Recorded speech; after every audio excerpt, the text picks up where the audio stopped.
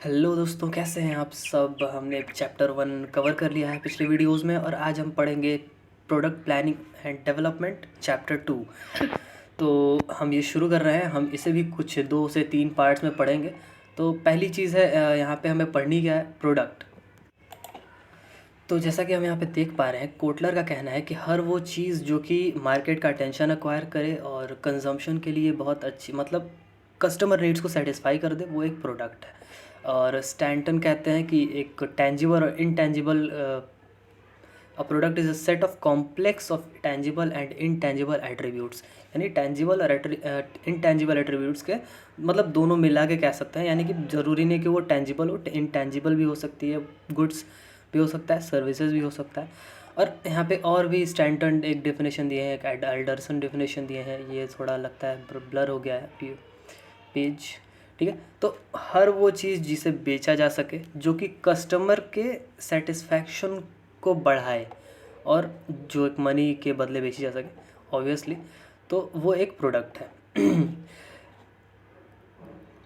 कोई भी वैसी चीज़ जो कि टेंजिबल हो, इंटेंजिबल जैसे कि सर्विसेज, टेंजिबल जैसे कि कोई भी गुड्स, ठीक है। तो अब यहाँ पे डेफिनेशन से कुछ चीज़ें यहाँ पे डिराइव होती हैं कि एक कोई कमोडिटी हो सकती है, प्रोडक्ट एक कोई कमोडिटी हो सकती है, प्रोडक्ट एक कोई सिंगल सर्विस हो सकती है, प्रोडक्ट एक ग्रुप ऑफ कमोडिटीज़ हो सकती है, प्रोडक्ट एक ग्रुप ऑफ सर्विस भी हो सकती है, प्रोडक्ट एक सर्विस और गुड्स का कॉम्बिनेशन भी हो सकता है, और प्रोडक्ट कई गुड्स और कई सर्विसेज के कॉम्बिनेशन को भी कह सकते हैं। तो कहने का मतलब यही है कि प्रोडक्ट का मतलब जो चीज़ कस्टमर को सेटिस्फाई करे और टेंजिबल हो, इंटेंजिबल हो, या सिंगल कमोडिटी कह सकते हैं, या फिर मल्टीपल कमोडिटी या ग्रुप ऑफ कमोडिटीज़ कह सकते हैं। तो यहाँ पे इसको पढ़ना में ये है कि इसे कैटेगराइज कैसे किया गया है। अब कैटेगराइज करने के कई यहाँ पे बेंचमार्क्स हैं, बेंचमार्क्स कह सकते हैं या फिर कैटेगरीज कह सकते हैं।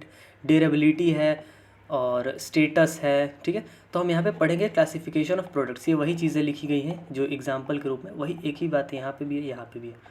तो हम यहाँ पे पढ़ेंगे 3 ऐसे बेसिस हैं जो कि प्रोडक्ट्स को क्लासीफाई करते हैं। अब पहला है यूज़र स्टेटस। यूज़र स्टेटस मतलब यूज़र कौन है, जो प्रोडक्ट बना है उसका, मतलब जैसे कि सपोज़ करते हैं प्रोडक्ट ABC है, तो उसका यूज़र कौन है, क्या कोई एक कस्टमर है, क्या कोई इंडस्ट्री है। तो अगर वो कस्टमर यूज़ कर रहा है, यानी अगर वो फाइनल कंजम्पशन की तरफ बढ़ रहा है, तो वो एक कंज्यूमर गुड है। और अगर वो एक रॉ मटेरियल की तरह यूज़ होगा, यानी वो गुड्स जो कि किसी और गुड्स को बनाने के लिए यूज़ होते हैं, वो होते हैं इंडस्ट्रियल गुड्स, ठीक है। कैपिटल गुड्स कहा जाता है इन्हें। तो वो हो जाएगा। अब ये यूज़ करने के ऊपर बेस्ड है। अब एक ड्यूरेबिलिटी के ऊपर बेस्ड है, यानी ड्यूरेबल और नॉन ड्यूरेबल। जैसे ड्यूरेबल गुड्स का एग्जांपल है कि अच्छा यहाँ देखते हैं क्या लिखा। देखो, यूज़र स्टेटस पे एक कंज्यूमर गुड्स है, एक इंडस्ट्रियल गुड्स है। कंज्यूमर गुड्स का मतलब पर्सनल कंजम्पशन, और वो जो कि फर्दर कमर्शियल प्रोसेसिंग के लिए यूज़ नहीं होते हैं। जैसे कि जो फाइनल कंजम्पशन, जैसे कि अगर आटा खरीदते हो, आटा जैसे कि मतलब आटा है, आटा मिल है, वो आटा उसका फाइनल प्रोडक्ट है। अगर वो आटा घर आता है हाउस होल्ड्स के पास, तो वो हो गया कंज्यूमर गुड्स। और वही आटा अगर किसी बेकरी के पास जाता है या फिर किसी बिस्किट फैक्ट्री के पास जाता है, तो वो हो गया उसका रॉ मटेरियल। तो उस टाइम पे वो आटा कैपिटल गुड्स हो जाएगा, यानी इंडस्ट्रियल गुड्स। कैपिटल गुड्स और इंडस्ट्रियल गुड्स एक ही चीज़ है, ठीक है। तो यहाँ पे कंज्यूमर गुड्स के 3 क्लासिफिकेशन से कन्वीनियंस होता है, शॉपिंग और स्पेशलिटी। जो कन्वीनियंस होता है वो बहुत ज़्यादा, इसका कहने का मतलब है कि वो गुड्स जो कि जो कस्टमर है वो बार बार ख़रीदता है और आसानी से मिल जाता है, बहुत एफर्ट लगाने की ज़रूरत नहीं पड़ती है। शॉपिंग गुड्स क्या होता है, बहुत आज ज़्यादा तो नहीं ख़रीदे जाते हैं, और जो कस्टमर होता है वो कंपेयर करके ख़रीदता है। एक जैसे गुड, जैसे कि कोई अगर जीन्स ख़रीदनी है, तो एक ही जीन्स एक ही साइज़ की बहुत सारे ऐसे क्या कहते हैं ब्रांड्स हैं जो बेच रहे हैं, और तो उसमें कस्टमर जो होता है कंपेयर करता है कि कौन सा अच्छा है कौन सा नहीं। क्लोथिंग, फर्नीचर पे भी, हाउस होल्ड अप्लायंस पे भी। और स्पेशलिटी क्या होती है, स्पेशलिटी होती है एक ब्रांड। जैसे कि अगर कोई ब्रांड है, तो अगर कोई कस्टमर है वो ब्रांड के लिए ही वो ख़रीदने जा रहा है। कुछ लोग होते हैं जैसे कि अब अमीर लोग गुची ख़रीदते हैं सिर्फ, वो एडिडास ख़रीदते हैं, थोड़े कम अमीर लोग नाइकी ख़रीदते हैं, वो थोड़े। तो वैसे लोग जो ब्रांड की तरफ जाते हैं, ठीक है, वो होते हैं स्पेशलिटी गुड्स। उसमें क्या होता है कि ब्रांड आइडेंटिफिकेशन होता है और कुछ ग्रुप, मतलब ग्रुप ऑफ बायर्स होता है, जो वो स्पेशल परचेज एफर्ट लगाने का वो मतलब चाहते हैं, यानी वो लगाते हैं। स्पेशल परचेज एफर्ट यानी ज़्यादा पैसे देने के लिए तैयार हो जाएंगे, दूर कहीं उसकी शॉप है दूर चले जाएंगे, पास वाले शॉप से नहीं लेंगे, कहेंगे नहीं यार वो ज़्यादा अच्छा देता है।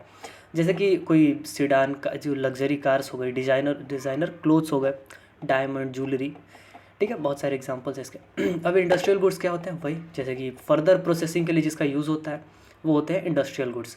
सिंपल सी इसकी चीज़ इसका मतलब यही है और कुछ नहीं। अब जैसा कि हमने देखा कि जो यूज़र बेस्ड क्लासिफिकेशन है वो बहुत ज़्यादा क्लियर नहीं था। क्यों क्लियर नहीं था? क्योंकि अगर वही आटा अगर कस्टमर के पास मतलब हाउस होल्ड के पास आ गया तो कंज्यूमर गुड्स हो गया, और वही आटा अगर फैक्ट्री के पास चला गया तो इंडस्ट्रियल गुड्स हो गया। तो हम इसे और ज़्यादा अलग तरीके से पढ़ते हैं। यहाँ पे एक एग्जांपल दिया गया है टायर्स का। जैसे कि अगर कोई टायर मैन्युफैक्चरर है, अगर वो क्या कहते हैं इंडस्ट्री के पास जाता है तो वो हो गया उसका रॉ मटेरियल, यानी वो इंडस्ट्रियल गुड्स हो जाएगा। अगर वही टायर डायरेक्ट कोई पर्सन बदलता है तो वो हो जाएगा कंज्यूमर गुड्स, ठीक है। अब based on extent of durability, यानी कि ये तो सफिशिएंट नहीं लग रहा था, तो अब इसके नज़रिए से देखते हैं कि ड्यूरेबल है कि नहीं है। ड्यूरेबल गुड्स का मतलब क्या होता है? टेंजिबल गुड्स होते हैं और वो रिपीटेड यूज़ के लिए मतलब बार बार यूज़ की जा सकते हैं, ठीक है। मतलब वन यूज़ के बाद वो ख़त्म नहीं हो जाते हैं। और नॉन ड्यूरेबल गुड्स क्या होते हैं? वो वन या टू या मतलब कुछ यूज़ 2-4 बार यूज़ करने के बाद वो ख़त्म हो जाते हैं। इसका एक बहुत अच्छा एग्जांपल है कि ड्यूरेबल गुड्स में पंखा हो गया, चेयर हो गई और टेबल हो गया, ठीक है। और नॉन ड्यूरेबल गुड्स में जैसे कि सब्जियां हो गई, जैसे कि कोल्ड ड्रिंक्स हो गए, यहाँ पे लिखा तो है food items, soft drinks, soap, paper, ठीक है। इसी के तरह की चीज़ें नॉन ड्यूरेबल होगी। अब टेंजिबिलिटी क्या होती है? टेंजिबल गुड्स होते हैं और एक सर्विसेज होती हैं, ठीक है। टेंजिबल का मतलब देखा जा सकता है, जिसे फील क्या कहते हैं टच किया जा सकता है, वो फिजिकल अपीयरेंस उसका होता है। और सर्विसेज का फिजिकल अपीयरेंस नहीं होता है, उसे सिर्फ फील किया जा सकता है, ठीक है। टेंजिबल और इनटेंजिबल गुड्स को ही सर्विसेज कहते हैं।